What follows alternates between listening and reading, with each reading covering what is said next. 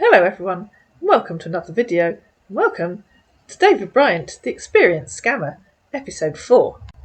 At the end of episode 3, Cassandra had just done her homework on the set of photos he'd sent her, and we'd all been scratching our heads at how afraid he was of the wild ride on the Ain Dubai, which Cassandra's homework had established is actually closed at the moment. Cassandra had just told him that she'd had a quick sandwich, and she was off to groom one of the ponies. "Oh, OK," he said. "I was out. Raj, one of the executives for the auction, came around. He asked that we had lunch out, so we did. We also had a little to drink. Not tipsy, though, LOL. Are you there going to buy the pony, or what?" For lunch, I had pasta bolognese with olive oil drizzle and grated cheese, Spanish smoked paprika roast chicken, alongside new potatoes, red peppers and green olives. And to me, that sounds like he copied it from a restaurant menu. I couldn't find it. "I'm not buying the pony," replied Cassandra. "It's mine. I'm just rehoming it, not selling it. They're going to come and collect this afternoon and give him a trial to see if he gets on with their daughter's Welsh mountain pony.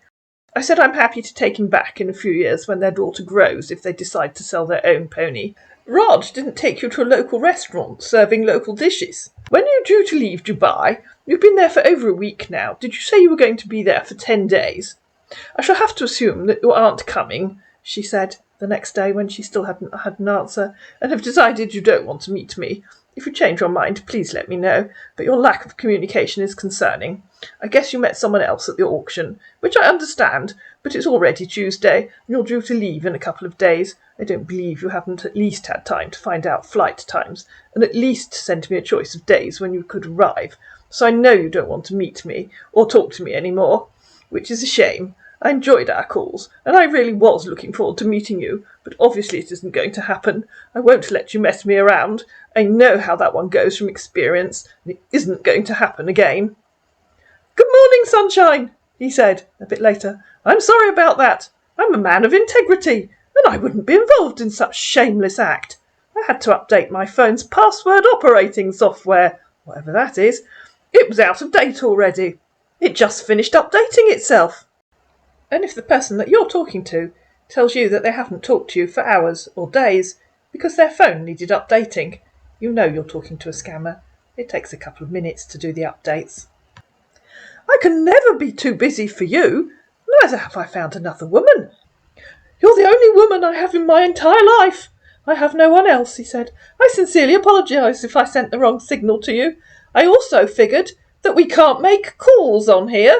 This is on Google Chat. "Yes, you can, mate. I've tried so many times, and I said I was going to tell you yesterday.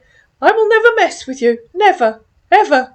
I'm deeply sorry. It hurts me to hear you say all those. I know you've had a terrible experience in the past, and that hurts me as well. Please know that I've fallen so much for you. My life hasn't been the same since we started talking. You've made me a happy man, and in return, I want to make you the happiest woman. I can't even concentrate on the auction anymore. I feel so terrible for making you feel that way. It was never my intentions. I will never do that to you. Not now. Not ever. Please, darling. Where did you go?"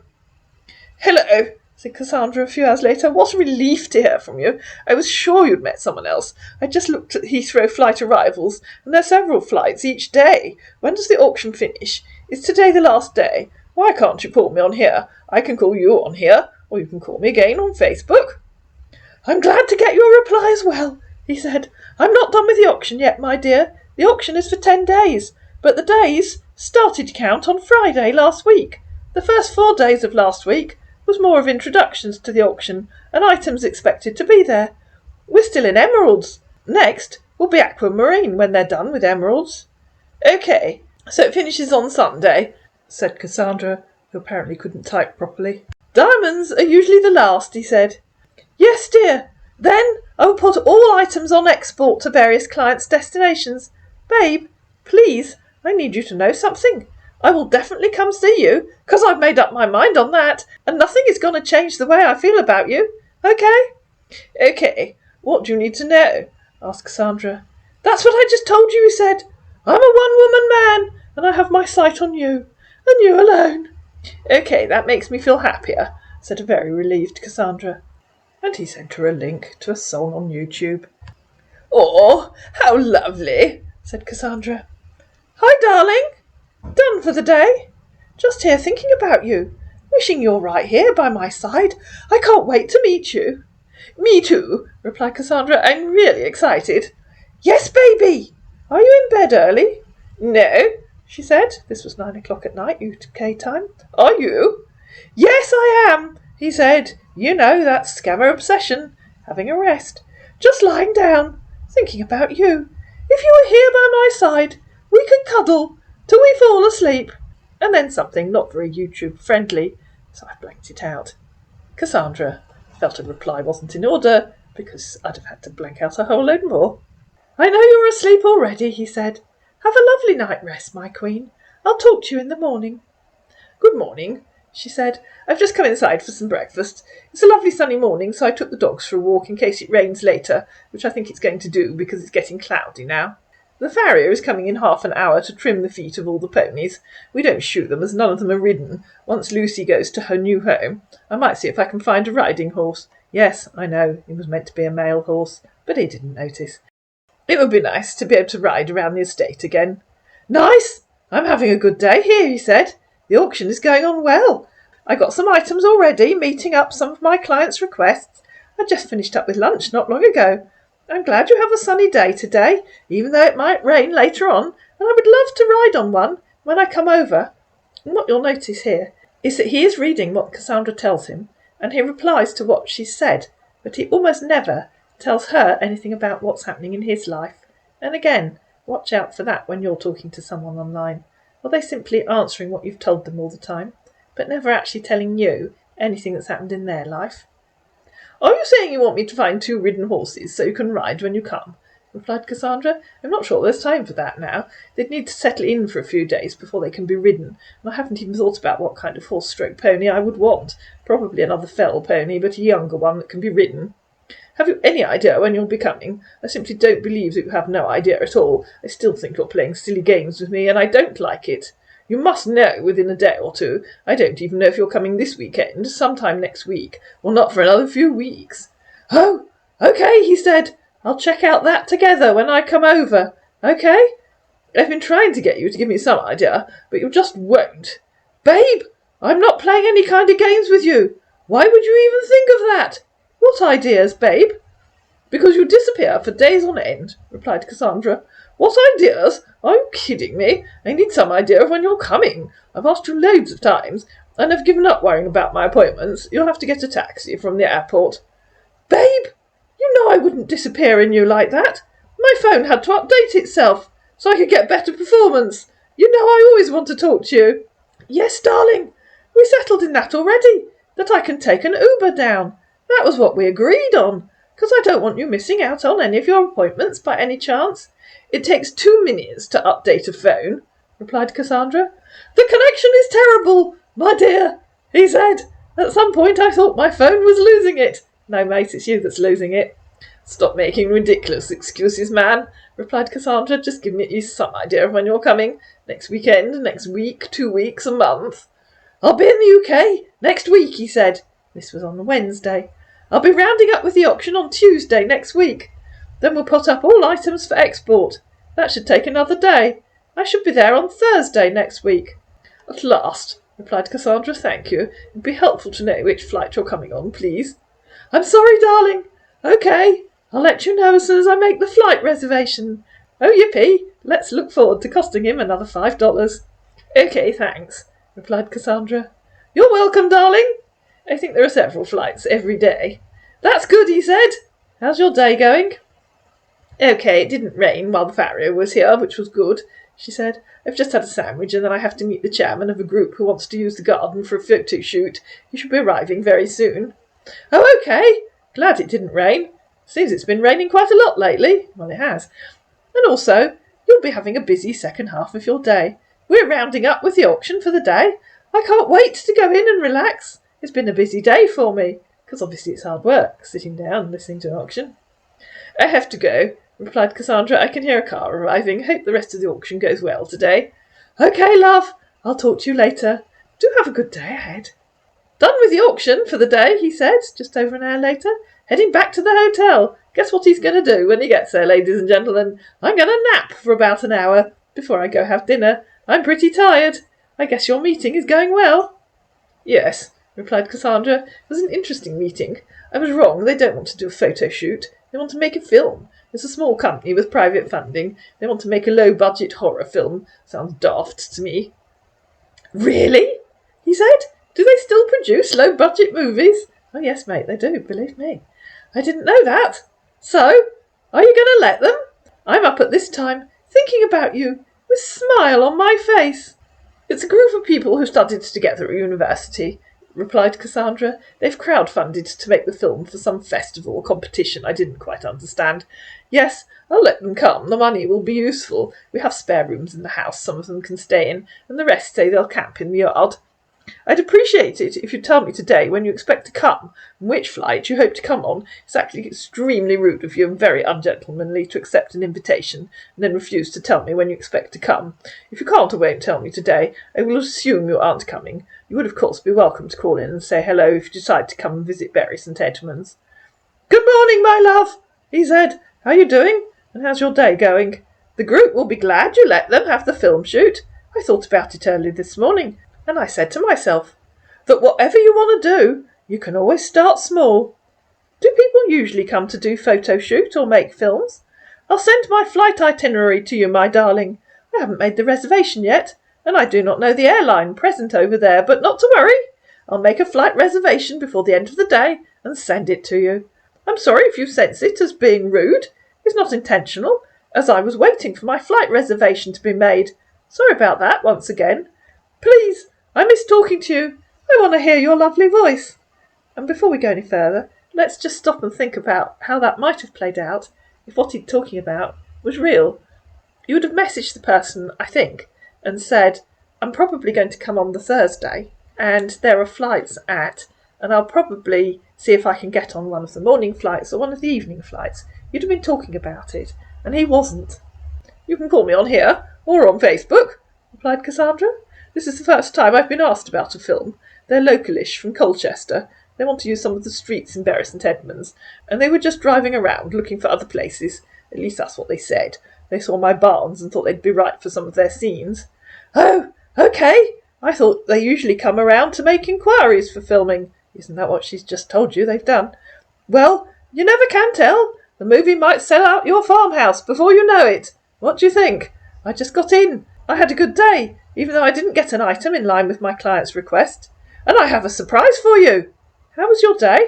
"I've tried to call you in here, but no avail." "Queen Elizabeth just died," he said. "Yes," replied Cassandra. "I'm watching the news. A shock, although I suppose we knew it was coming." "I know, right," he said. "In the space of 2 days we have a new king and a new prime minister," replied Cassandra. "Yes, I was surprised when I saw her as the prime minister. I didn't know or hear of her appointment." "What's for dinner?"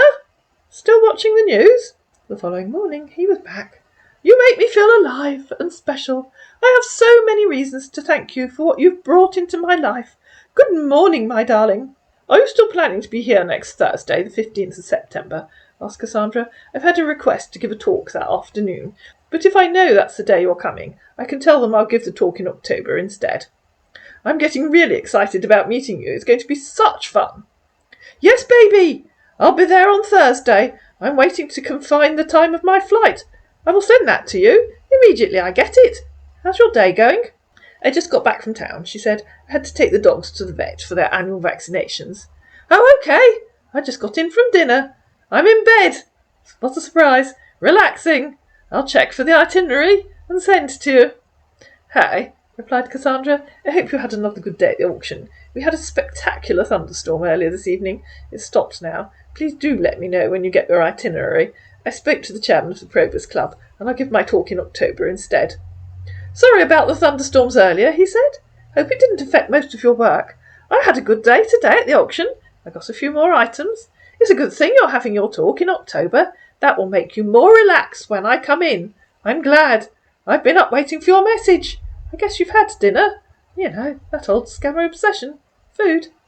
"Last night was one of those evenings where everyone seemed to want to phone me," replied Cassandra, who hadn't answered him that evening. Do you have your itinerary now? You must have. You've had days and days and days to work it out and book a flight. I still wonder if you're serious, because you keep telling me you're coming, and never ever once have you told me exactly when you're coming. You must know by now. If you aren't serious, please just say so. And if you are serious, please send me your itinerary, because I'm seriously beginning to doubt if you mean what you say. And I don't mean send me empty promises, like I'll check for the itinerary and send to you. I mean send me your real, proper, actual itinerary. If you can't or won't send it, then I know I was right and you're just making fun of me. I don't like that. It hurts me so much to hear these things from you about me not being serious, said our not serious scammer. If I'm not serious about us, I wouldn't even contact you or tell you how I feel about you. My word is my bond. I'm here making sure that I get things done quickly and come to you. But here you are, telling me that I'm not serious about coming down. And so, finally, he parted with $5. That's the flight itinerary, he said. Hope you're having a great... This actually messed with my mood already. Have a good day ahead. And here's his second fake flight itinerary. I'm not sure if all that fits on the screen. I think most of it does. But there are loads and loads and loads of direct flights every day from Dubai to Heathrow. But what's our man doing? He's flying from Dubai to Zurich and then changing planes and flying on to Heathrow with Swiss Airlines, allegedly. But we know that's fake from a couple of videos ago, because if we Google this number that you probably can't read, it comes up with the fake flight ticket generator. It's just so unsettling when you keep saying you're coming, keep promising me you'll send me your itinerary, and then don't send it, replied Cassandra. I get confused and I don't know what to think. Babe, you need to trust me and know that my word is my bond. At my age, I shouldn't be playing games. Why should I?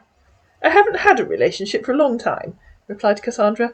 I like things to be properly organised. It's how the estate runs. I can come and meet you at Heathrow. If I leave at 6 a.m, I should be there by the time you've got through arrivals.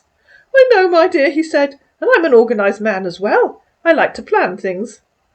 Do you know which terminal you'll arrive at? Asked Cassandra. No, I don't know the terminal, he said. Not familiar with that. It's very odd that your ticket doesn't tell you, replied Cassandra. I've never seen one that doesn't, but I'm sure the Heathrow website will tell me. I will check to see, he said. Or better still, I'll call you when I arrive there to let you know. I need to know in advance so I go to the right car park, replied Cassandra. How far apart are the terminals, he asked.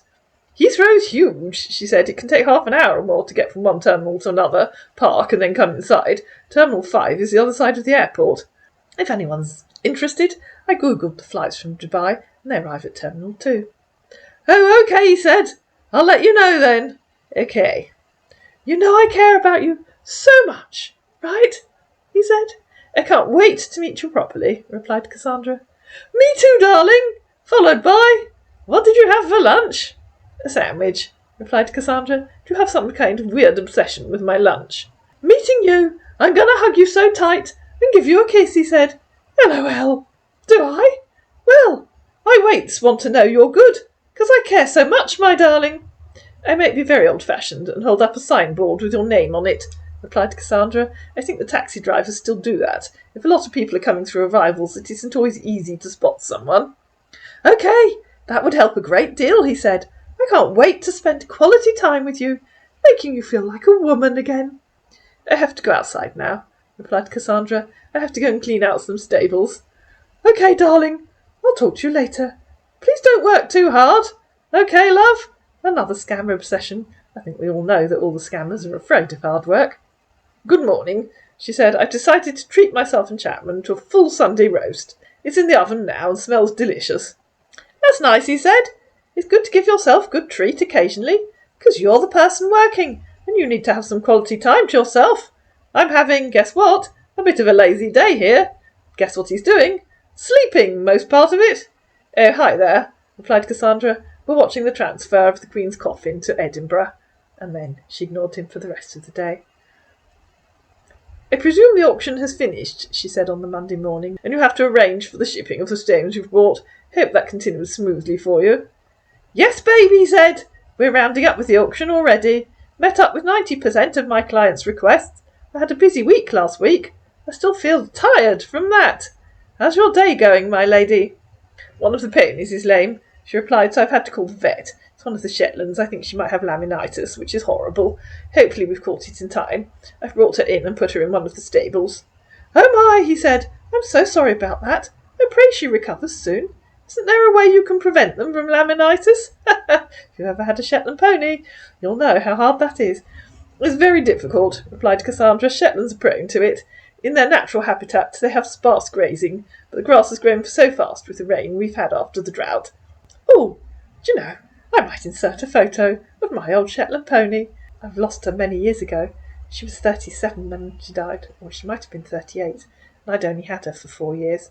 Nobody else wanted her because of her age. And yes, she had laminitis. It was horrible. I thought I was going to lose her. So did the vet. But she had other ideas, and somehow she pulled through." "Oh, okay," he said. "Is the vet treating her already?"